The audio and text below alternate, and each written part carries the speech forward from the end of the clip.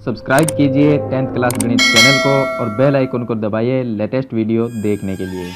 Hello friends, चलिए आज हम उदाहरण नंबर 11, 12 और 13 तीन उदाहरण इस वीडियो में सरल करेंगे। ये जो उदाहरण है वो प्रश्नावली 7.3 से पहले दिए गए हैं और चैप्टर नंबर जो 7 है इसका नाम है निर्देशांक ज्यामिति।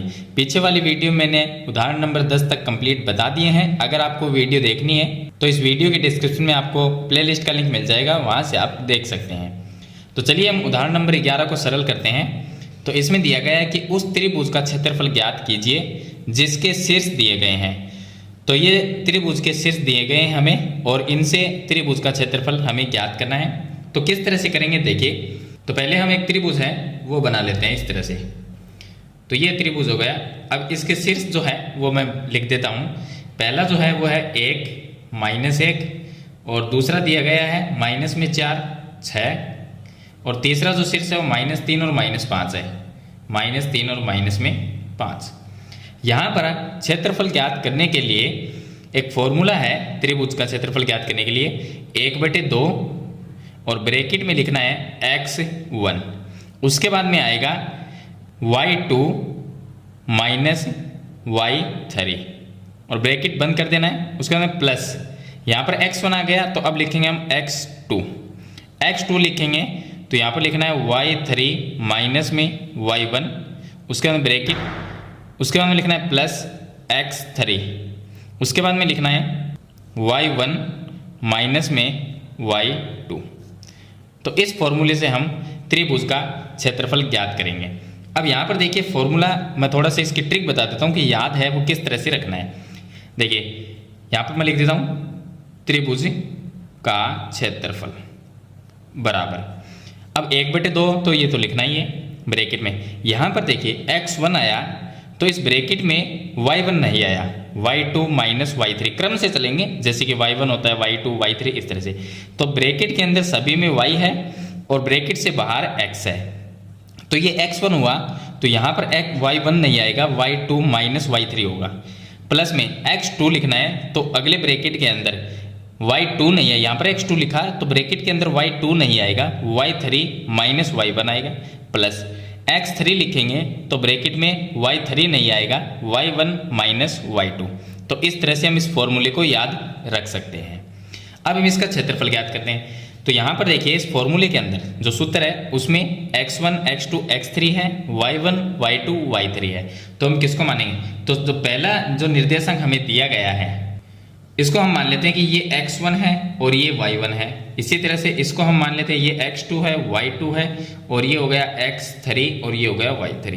अब आप इसे देखकर फॉर्मूले में सभी मान रख सकते हैं। तो मैं यहाँ पर लिख देता हूँ 1/2 ब्रैकेट में x1 का मान 1 है वो लिख देते हैं, ब्रैकेट में y2 माइनस y3, y2 का मान है 6 माइनस y3 का मान -5 है। तो माइनस पहले से है और ये भी माइनस में है तो ये प्लस में 5 हो जाएगा। और प्लस x2 का जो मान है वो -4 है तो यहाँ पर माइनस आएगा, ये प्लस है तो ये -4 है, x2 का मान ब्रैकेट में लिख देंगे। उसके बाद में y3 माइनस y1, y3 का मान -5 और माइनस y1 का जो मान है वो -1 है तो ये प्लस में 1 हो जाएगा। उसके बाद में प्लस x3 का जो मान है वो -3 है तो वो ब्रैकेट में लिख देंगे -3। उसके बाद में y1 माइनस y2, y1 का मान है -1 वो लिख देते हैं और माइनस y2 का जो मान है वो प्लस में 6 है तो यहाँ पर लिख देते हैं। अब इसको सरल करना है तो ये आ गया 1/2, उसके बाद में ये आ गया 6 + 5 11 होंगे, 11 को 1 से गुणा करेंगे तो भी 11 होंगे, ये आ गया 11। अब यहाँ पर मैं थोड़ा सरल कर लेता हूँ। देखिए प्लस माइनस ये हो गया माइनस और ये हो गया 4। उसके बाद में ब्रैकेट में -5 प्लस में 1 है तो ये रह गया -4 और ये हो गया प्लस माइनस माइनस और ये आ गया 3 और ब्रैकेट में है -1 -6 तो ये हो गया -7। अब इसको सरल करेंगे तो 1/2 आ जाएगा और ये हो गया 11 माइनस माइनस ये हो गया प्लस, 4 को 4 से गुणा करेंगे तो ये आ जाएंगे 16, माइनस माइनस प्लस हो जाएगा, 3 को 7 से गुणा किया तो 21 आ गया। अब तीनों संख्याओं को प्लस करेंगे तो बराबर में लिखेंगे 1/2 और इसके गुणा में देखिए ये 16, 11 और 21 इन तीनों को हम प्लस करेंगे तो ये आ जाएंगे 48।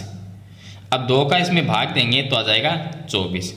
तो जो भी 24 वर्ग इकाई इसको लिख सकते हैं वर्ग इकाई, 24 वर्ग इकाई इस त्रिभुज का क्षेत्रफल होगा। तो इस तरह से आपको त्रिभुज का क्षेत्रफल ज्ञात करना है।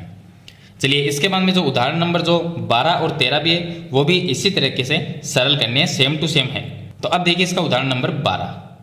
तो उदाहरण नंबर 12 में देखिए यहाँ पर दिए गए कि बिंदुओं ए, बी और सी से बनने वाले त्रिभुज का क्षेत्रफल ज्ञात करना है। तो ए बी सी से हमने एक त्रिभुज बनाया और यहाँ पर ए का जो निर्देशांक वो लिख दिया, बी का लिख दिया और सी का लिख दिया।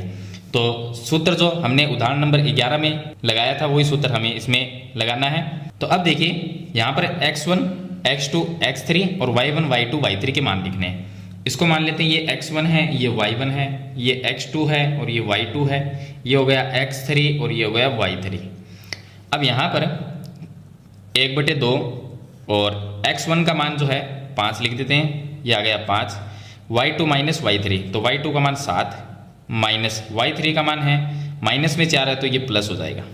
उसके बाद में प्लस x2 का जो मान है वो 4 है, उसके बाद में y3 माइनस y1, तो y3 का मान माइनस में 4 माइनस y1 का जो मान है वो 2 है, वो लिख देते हैं। उसके बाद में प्लस x3 का मान लिखते हैं प्लस में 7 और उसके बाद में y1 माइनस y2, तो y1 का मान 2 लिख देते हैं माइनस में y2 का जो मान है वो 7 है।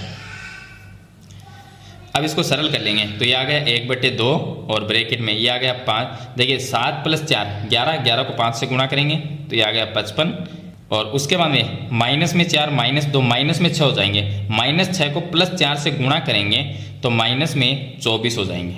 उसके बाद में यहाँ पर माइनस में 7 और प्लस में 2 है तो -5 रहेगा, -5 को +7 से गुणा करेंगे तो माइनस में 35 आ जाएगा।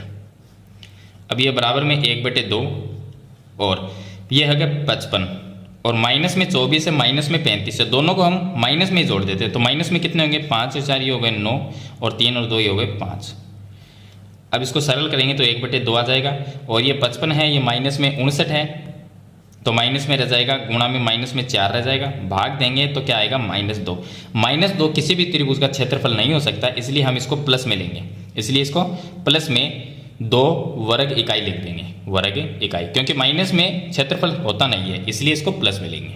तो इस तरह से उदाहरण नंबर 12 को सरल करना है। चलिए इसके बाद देखिए उदाहरण नंबर 13।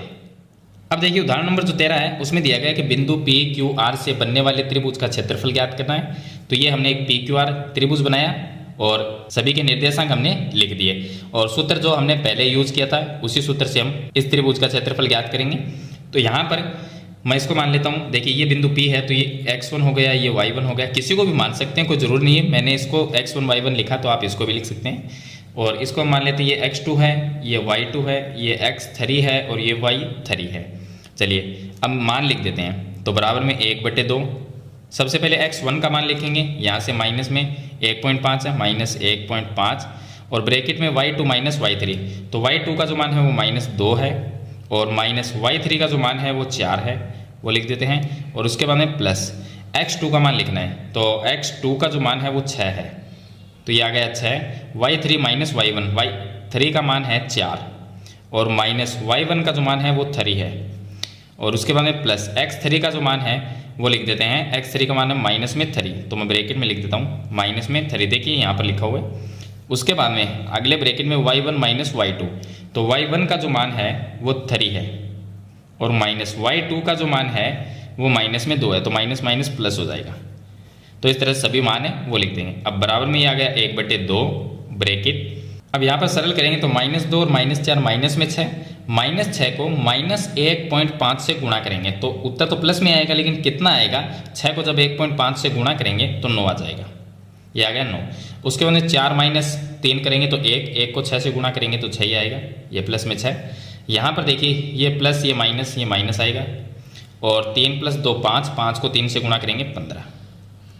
अब इसको हम सरल कर लेते हैं तो ये आ गया 1/2 ब्रैकेट में 9 + 6 ये हो जाएंगे 15 और माइनस में 15, ये +15 -15 0 आ जाएगा। 0 को अगर 1/2 से गुणा करेंगे, 1/2 गुणा अगर 0 लिखते हैं तो उत्तर क्या आएगा 0, यानी जो त्रिभुज है इसका क्षेत्रफल 0 होगा। तो इस तरह से उदाहरण नंबर 13 को सरल करना है। तो इस वीडियो में मैंने आपको 3 उदाहरण बता दिए हैं, उम्मीद करता हूँ ये आपको अच्छी तरह से समझ में ज़रूर आ गए होंगे। फिर भी अगर आपका कोई सवाल या सुझाव हो तो मुझे कमेंट बॉक्स में ज़रूर लिखें। आज की वीडियो में इतना ही, मिलते हैं एक नई वीडियो के साथ, तब तक के लिए थैंक यू।